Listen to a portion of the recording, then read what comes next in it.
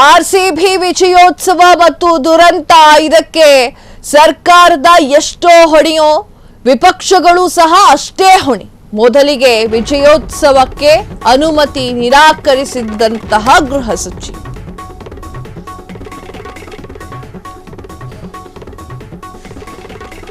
ಈ ಬೆನ್ನಲೆಯಲ್ಲಿ ಸೋಷಿಯಲ್ ಮೀಡಿಯಾದಲ್ಲಿ ವಾಗ್ದಾಳಿ ನಡೆಸಿದಂತಹ ಬಿಜೆಪಿ ಅಭಿಮಾನಿಗಳ ಸಂಭ್ರಮಕ್ಕೆ ಕಲ್ಲು ಹಾಕಿದಂತಹ ಪರಮೇಶ್ವರ್ ಅಂತ ಹೇಳಿ ಕಿಟ್ ದುರಂತ ನಡೆದ ಬೆನ್ನಲ್ಲೇ ಆ ಟ್ವೀಟ್ ಡಿಲೀಟ್ ಮಾಡಿರುವಂತಹ ಬಿಜೆಪಿ ಐಟಿ ಸೆಲ್ 11 ಸಾವಿನ ಬೆನ್ನಲ್ಲೇ ರಾಗ ಬದಲಾಯಿಸಿ ಬೇರೆ ರೀತಿಯಲ್ಲಿ ಮುಗಿಬಿದ್ದಂತಹ ಬಿಜೆಪಿ ಒಂದು ಜವಾಬ್ದಾರಿಯುತ ವಿಪಕ್ಷವಾಗಿ ನಡೆದುಕೊಳ್ಳುವ ರೀತಿ ಇದೆ. ಬಿಜೆಪಿ ಐಟಿ ಸೇಲ್ ಮಾದರಿಯಲ್ಲೇ ಟ್ವೀಟ್ ಮಾಡಿ ಬಯಸಿಕೊಂಡಿರುವಂತಹ ಸಂಸದ ಪಿಸಿ ಮೋಹನ್ ಈ ವಿಚಾರದಲ್ಲಿ ಜೆಡಿಎಸ್ ಕೂಡ ಕಡಿಮೆ ಏನಿಲ್ಲ, ಅದೇ ಇದೇ ರಾಗ ಆಗಿತ್ತು. ಭದ್ರತೆಯ ನೆಪವೊಡ್ಡಿ ಆರ್ಸಿಬಿ ವಿಜಯೋತ್ಸವಕ್ಕೆ ತಡೆ ಹಾಕಿದ್ದು ಸರಿಯಲ್ಲ ಅಂತ ಹೇಳಿ ಟ್ವೀಟ್ ಮಾಡಿತ್ತು. ಈಗ ಒಂದೊಂದೇ ಎಲ್ಲರ ಸತ್ಯವೂ ಕೂಡ ಹೊರಗೆ ಬರ್ತಾ ಇದೆ. ಈ ವಿಚಾರ ಏನು ಅಂತಂದ್ರೆ, ಆರ್ಸಿಬಿ ವಿಜಯೋತ್ಸವ ಮತ್ತು ದುರಂತ ಏನಿದೆ ಇದರ ಬೆನ್ನಲ್ಲೇ ಮೊದಲು ಯಾರು ಟ್ವೀಟ್ ಮಾಡಿದ್ರು ಅವರಿಗೆ ಸ್ವಲ್ಪ ಕಂಟಕ ಶುರುವಾಗಿದೆ.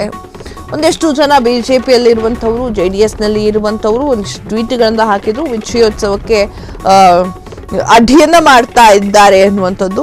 ಆದರೆ ಬಿಜೆಪಿಗೂ ಗೊತ್ತಿರಲಿಲ್ಲ, ಜೆಡಿಎಸ್ಗೂ ಗೊತ್ತಿರಲಿಲ್ಲ ಇಲ್ಲಿ ಭದ್ರತಾ ಲೋಪ ಆಗುತ್ತೆ ಅಂತ.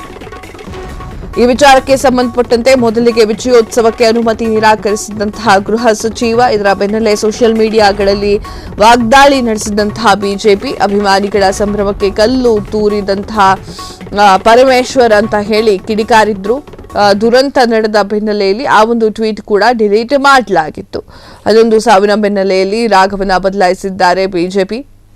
ಇದರಲ್ಲೇನು ಜೆಡಿಎಸ್ ಏನು ಕಮ್ಮಿ ಇಲ್ಲ, ಜೆಡಿಎಸ್ ಕೂಡ ಇದೇ ವಿಚಾರವಾಗಿ ಟ್ವೀಟ್ ಮಾಡಿತ್ತು, ತದಾದ ನಂತರ ಡಿಲೀಟ್ ಕೂಡ ಮಾಡಿತ್ತು.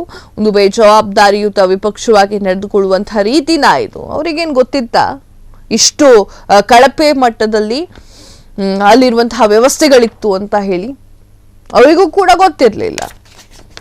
ಬಿಜೆಪಿ ಅವರು ಹಾಗೂ ಜೆಡಿಎಸ್ನವರು ಸಂಭ್ರಮಾಚರಣೆ ಮಾಡಿಕೊಳ್ಳಿ ಅಂತ ಹೇಳ್ತಾ ಇದ್ರು, ಆದರೆ ಅಲ್ಲಿ ಸರಿಯಾದ ವ್ಯವಸ್ಥೆಗಳು ಇರಲಿಲ್ಲ ಅನ್ನೋದು ಅವರಿಗೂ ಕೂಡ ಗೊತ್ತಿರಲಿಲ್ಲ.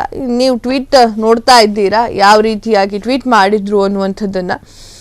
ಬಿಜೆಪಿ ಐಟಿ ಸೇಲ್ ಮಾದರಿಯಲ್ಲೇ ಟ್ವೀಟ್ ಮಾಡಿ ಬಯಸಿಕೊಂಡಿರುವಂತಹ ಸಂಸದ ಪಿಸಿ ಮೋಹನ್ ಈ ವಿಚಾರಕ್ಕೆ ಜೆಡಿಎಸ್ ಕೂಡ ಏನು ಕಡಿಮೆ ಇಲ್ಲ, ಅದರದ್ದು ಕೂಡ ಇದೇ ರಾಗ ಬದ್ಧತೆಯ ನೆಪವೊಡ್ಡಿ ಆರ್ಸಿಬಿ ವಿಜಯೋತ್ಸವಕ್ಕೆ ತಡೆ ಹಾಕಿದ್ದು ಸರಿಯಲ್ಲ ಅಂತ ಹೇಳಿ ಟ್ವೀಟ್ ಅನ್ನ ಮಾಡಿದ್ರು. ತದಾದ ನಂತರ 11 ಸಾವಾದ ನಂತರ ರಾಗವನ್ನ ಬದಲಾಯಿಸಿದ್ದಾರೆ. ಕ್ಷಣ ಕ್ಷಣದ ಸುದ್ದಿಗಳಿಗಾಗಿ ಫ್ರೀಡಂ ಟಿವಿ ಸಬ್ಸ್ಕ್ರೈಬ್ ಮಾಡಿ, ಲೈಕ್ ಮಾಡಿ ಹಾಗೂ ಫಾಲೋ ಮಾಡಿ. ಹೊಸ ಸುದ್ದಿಗಳ ನೋಟಿಫಿಕೇಶನ್ಗಾಗಿ ಬೆಲ್ ಐಕಾನ್ ಮೇಲೆ ಕ್ಲಿಕ್ ಮಾಡಿ.